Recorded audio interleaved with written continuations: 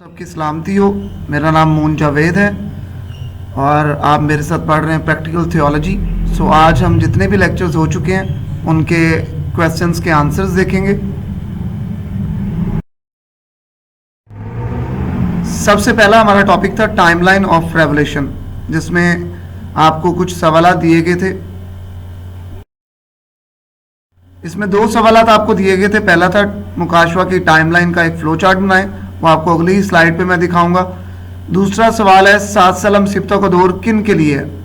तो ये उन लोगों के लिए है जो पहली क़यामत में शरीक नहीं होंगे, मतलब कि वो लोग जो मसीह के साथ जी नहीं उठेंगे, ये उनके लिए है।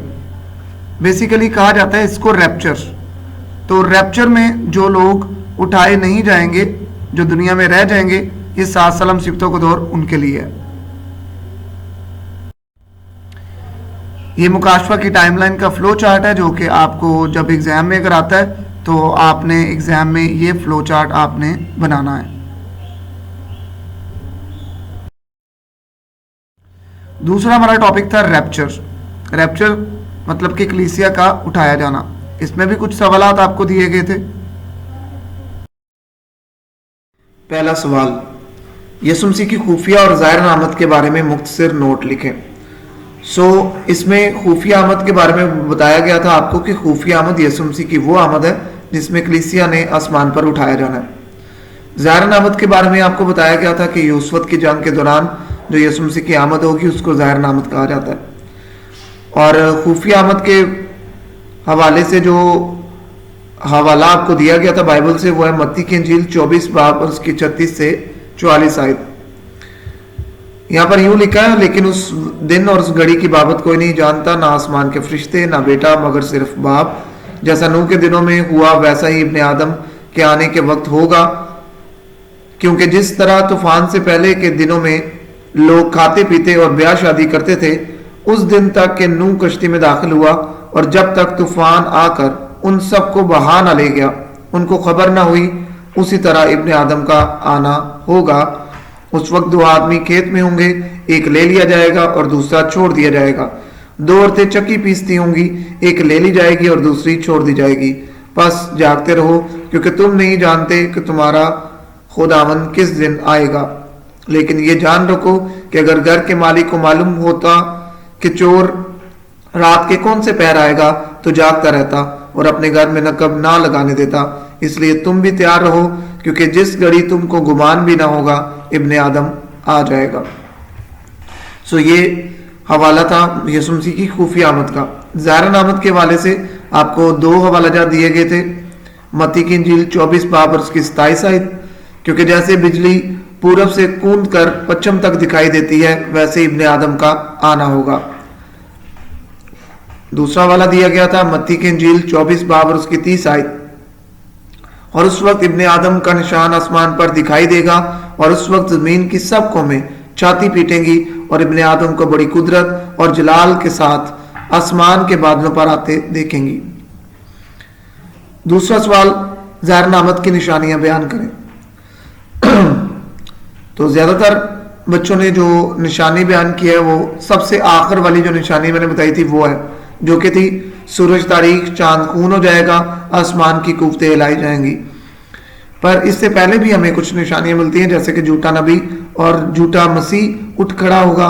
इसको याकूब की मुसीबत का वक्त कहा जाता है। इसके अलावा दानियल की किताब में हमें मिलता है कि वो वक्त है जिससे पहले हैकल में हैवान का बुत रखा जाएगा। तो बहुत सारी निशानियां ज़ाहिर आमद के हवाले से हमें मिलती हैं। तीसरा क्वेश्चन, मुकाशवा के आखिरी 5 अबवाब पढ़ें और बयान करें कि मसीह की दुल्हन कौन है।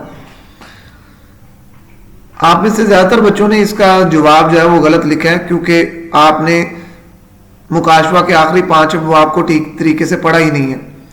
उसमें लिखा हुआ है नया यरूशलेम मसीह की नया यरूशलेम दुल्हन की मानीदा रास्ता। तो उसमें हमें पता चलता है कि जो नया यरूशलेम है वो मसीह की दुल्हन है। तो आप सब ने वही बात जो हमने शुरू से सीखी हुई है कि कलीसिया मसीह की दुल्हन है, वही आपने जवाब दिया है। पर मैं चाह रहा था कि आप बाइबल को पढ़ें और बाइबल में जो चीज़ लिखी हुई है उसका वो जवाब आप इस सवाल का लिखें। आपको अगर पेपर में आता है तो आपने इसको यूं लिखना है कि नया यरूशलेम जो है वो मसीह की दुल्हन है। अगला हमारा टॉपिक था पॉलीकार्प। पॉलीकार्प को मिशनरी की कैटेगरी में हमने स्टडी किया था। इसका पहला सवाल, पॉलीकार्प कौन थे? पॉलीकार्प स्मुरना की कलीसिया के बिशप थे। पॉलीकार्प योना अरफ का पॉलीकार्प से क्या ताल्लुक था? सो योना अरफ का पॉलीकार्प से यह ताल्लुक था कि पॉलीकार्प योना अरफ के शागिर्द थे। पॉलीकार्प की मौत कैसे हुई? पॉलीकार्प को जिंदा जलाया गया। पॉलीकार्प का कोई एक कौल बयान करें। सो उनका एक मशहूर कौल है कि 86 साल की उम्र तक मसीह ने मेरे साथ कोई बुरा काम नहीं किया तो मैं उसको कैसे जुटला दूं। आपने पॉलीकार्प की जिंदगी से क्या सीखा है? सो पॉलीकार्प की जिंदगी से जो आम तौर पर अगर हम देखें तो हम सीखते हैं वो ये है कि आखिरी दम तक भी उसने यीशु मसीह का इनकार नहीं किया। अगला हमारा टॉपिक है Joseph and Jesus Christ, Yusuf और यीशु मसीह। यूसुफ, कौन सा यूसुफ? ख्वाब देखने वाला यूसुफ, जो हम पुराने अहदनामे में जिसके हवाले से पढ़ते हैं। यूसुफ का कोई एक ख्वाब बयान करें। सो पहला सवाल है, यूसुफ का कोई एक ख्वाब बयान करें। तो उसने 2 ख्वाब जो है देखे थे। उनमें से एक ख्वाब जो आमतौर पर जो हमें याद भी रहता है कि सूरज चांद सितारों ने उसको सिजदा किया। सो वही ख्वाब आप इसमें बयान कर सकते हैं। यूसुफ कितने साल का था जब वो फिरौन के सामने हाजिर हुआ?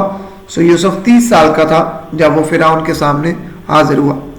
यूसुफ और यीशु को कितनी कीमत देकर खरीदा गया, या यूसुफ और यीशु को कितनी कीमत लेकर बेचा गया?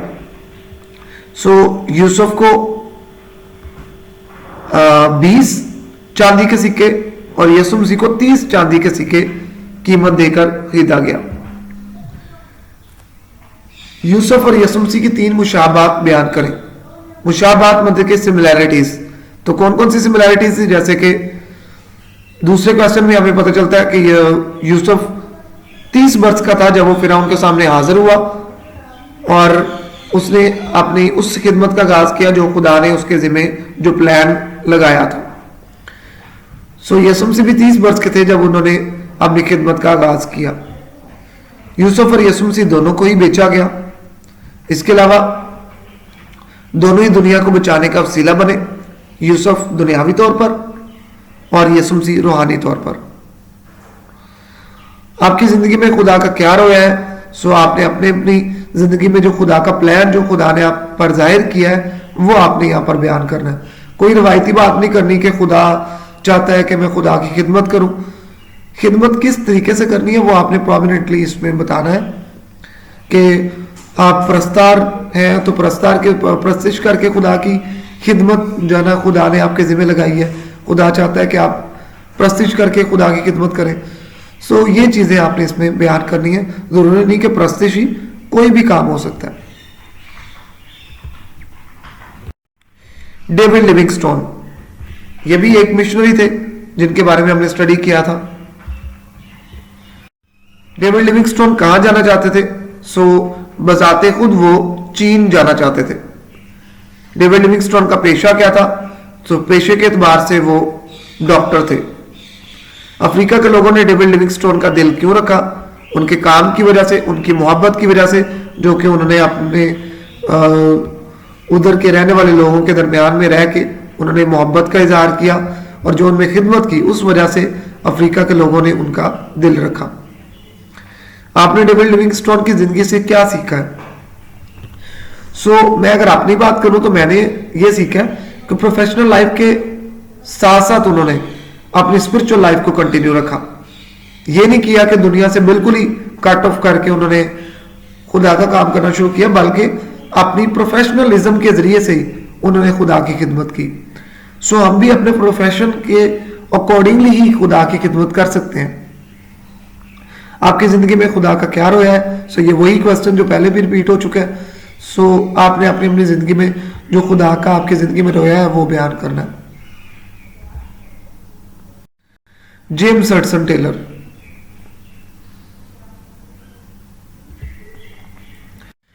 हडसन टेलर ने अपने मिशनरी काम की तैयारी कैसे की? सो इनके बारे में जब हम पढ़ते हैं तो इन्होंने अपनी खुद से ही तैयारी करना शुरू कर दी, मतलब कि इन्होंने सारा दिन में खाना अपना काम कर दिया, इसके अलावा मजदूरी करना शुरू की, और मजदूरी करते थे इस तरह से कि ओवर टाइम करते थे और ओवर टाइम के पैसे भी नहीं थे लेते। उसकी वजह यह थी कि अपनी प्रैक्टिस कर रहे थे, सेल्फ असेसमेंट कर रहे थे, ताकि अपने आप को मिशनरी काम के लिए तैयार कर सके।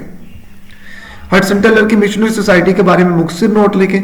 सो आज तक की सबसे बड़ी मिशनरी सोसाइटी जो है ये हडसन टेलर ने कायम की चाइना के अंदर, जिसको चाइना इनलैंड मिशन कहा जाता है, CIM।